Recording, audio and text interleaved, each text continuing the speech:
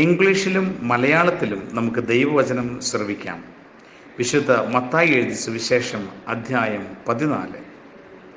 Let us listen to the word of God in English and in Malayalam. The Gospel according to St. Matthew-Chapter-14.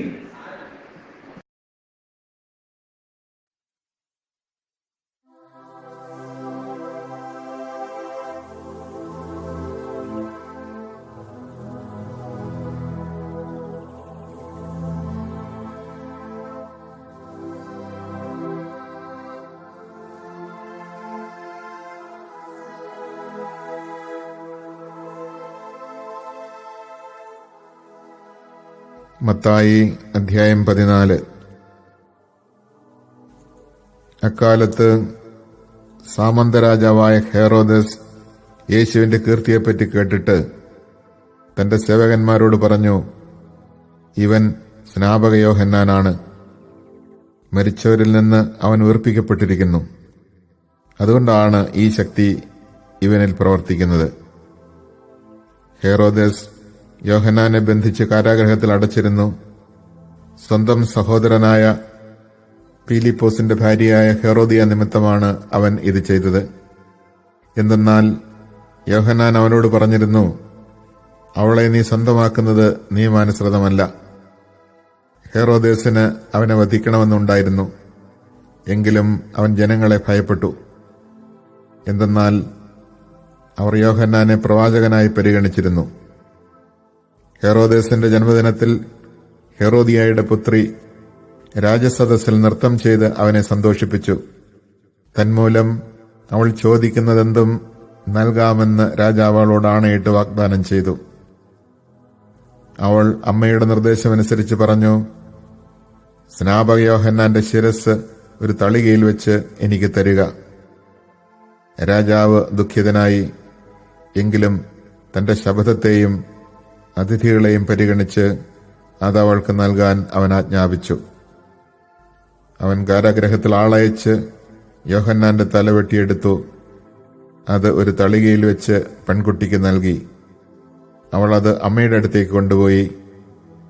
അവന്റെ ശിഷ്യർ ചെന്ന് മൃതശരീരം എടുത്ത് സംസ്കരിച്ചു. അനന്തരം അവർ യേശുവിനെ വിവരമറിയിച്ചു. യേശു ഇത് കേട്ട് അവിടെ നിന്ന് പിൻവാങ്ങി വഞ്ചിയിൽ കയറി തനിച്ച് ഒരു വിജനസ്ഥലത്തേക്ക് പോയി. ഇതറിഞ്ഞ ജനക്കൂട്ടം പട്ടണങ്ങളിൽ നിന്ന് കാൽനടയായി അവനെ പിന്തുടർന്നു.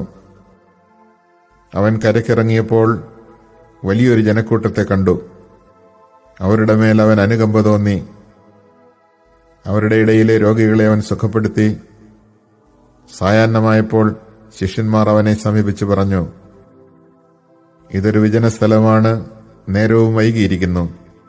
ഗ്രാമങ്ങളിൽ പോയി തങ്ങൾക്ക് ഭക്ഷണം വാങ്ങാൻ ഈ ജനക്കൂട്ടത്തെ പറഞ്ഞയക്കുക. എന്നാൽ യേശു പറഞ്ഞു, അവർ പോകേണ്ടതില്ല, നിങ്ങൾ തന്നെ അവർക്ക് ഭക്ഷണം കൊടുക്കുവിൻ.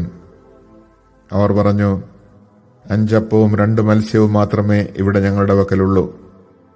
അവൻ പറഞ്ഞു, അതെന്റെ അടുത്ത് കൊണ്ടുവരിക.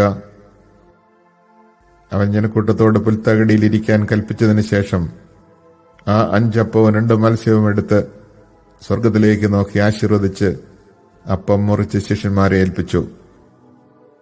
അവർ അത് ജനങ്ങൾക്ക് വിളമ്പി. അവരെല്ലാവരും ഭക്ഷിച്ച് തൃപ്തരായി.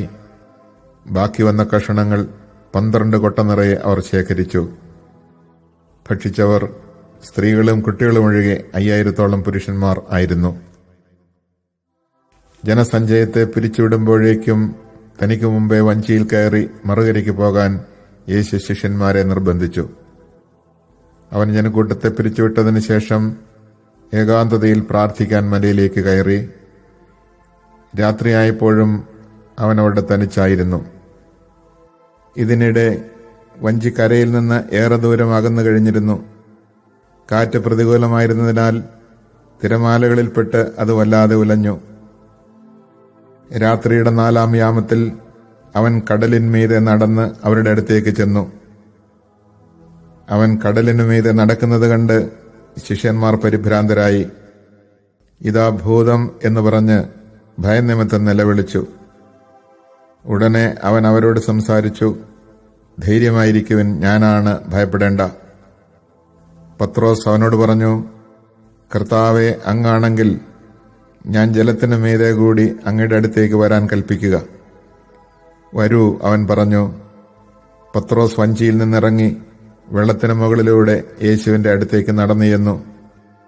എന്നാൽ കാറ്റ് ആഞ്ഞടിക്കുന്നത് കണ്ട് അവൻ ഭയന്നു. ജലത്തിൽ മുങ്ങിത്താഴാൻ തുടങ്ങിയപ്പോൾ അവൻ നിലവിളിച്ചു പറഞ്ഞു, കർത്താവേ, രക്ഷിക്കണേ. ഉടനെ യേശു കൈ നീട്ടി അവനെ പിടിച്ചുകൊണ്ട് പറഞ്ഞു, അല്പവിശ്വാസി, നീ സംശയിച്ചതെന്ത്? അവർ വഞ്ചിയിൽ കയറിയപ്പോൾ കാറ്റ് ശമിച്ചു. വഞ്ചിയിലുണ്ടായിരുന്നവർ അവനെ ആരാധിച്ചുകൊണ്ട്, സത്യമായും നീ ദൈവപുത്രനാണ് എന്ന് പറഞ്ഞു. അവർ കടൽ കടന്ന് ഗനേസറത്തിലെത്തി. അവിടുത്തെ ജനങ്ങൾ അവനെ തിരിച്ചറിഞ്ഞ് ചുറ്റുമുള്ള നാട്ടിലെല്ലാം ആളയച്ച് സകല രോഗികളെയും അവന്റെ അടുത്ത് കൊണ്ടുവന്നു. അവന്റെ വസ്ത്രത്തിന്റെ വിളിമ്പിൽ ഒന്ന് തൊടാനെങ്കിലും അനുവദിക്കണമെന്ന് അവർ അവനോട് അപേക്ഷിച്ചു. സ്പർശിച്ചവരെല്ലാം സുഖം പ്രാപിക്കുകയും ചെയ്തു.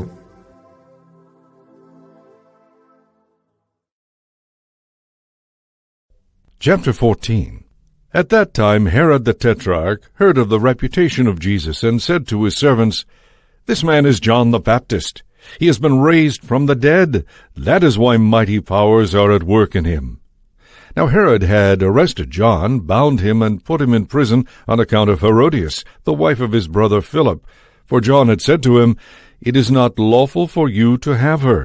Although he wanted to kill him, he feared the people, for they regarded him as a prophet. But at a birthday celebration for Herod, the daughter of Herodias performed a dance before the guests, and delighted Herod so much that he swore to give her whatever she might ask for.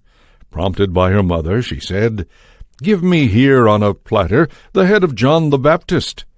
The king was distressed, but because of his oaths and the guests who were present, he ordered that it be given, and he had John beheaded in the prison. His head was brought in on a platter and given to the girl, who took it to her mother. His disciples came and took away the corpse and buried him, and they went and told Jesus. When Jesus heard of it, he withdrew in a boat to a deserted place by himself.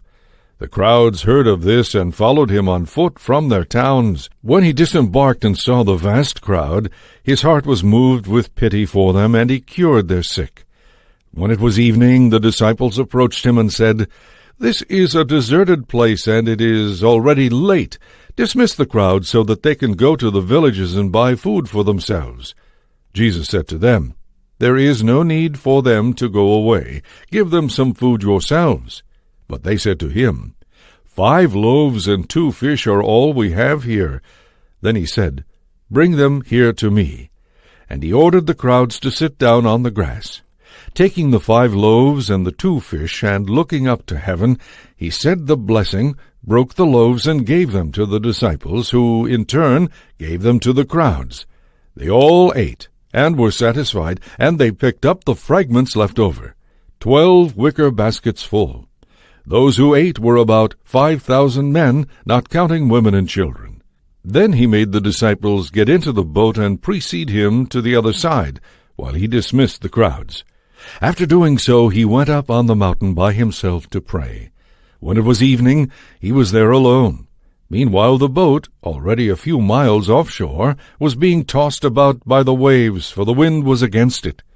During the 4th watch of the night, he came toward them, walking on the sea. When the disciples saw him walking on the sea, they were terrified. It is a ghost, they said, and they cried out in fear. At once Jesus spoke to them, Take courage, it is I, do not be afraid. Peter said to him in reply, Lord, if it is you, command me to come to you on the water. He said, Come. Peter got out of the boat and began to walk on the water toward Jesus.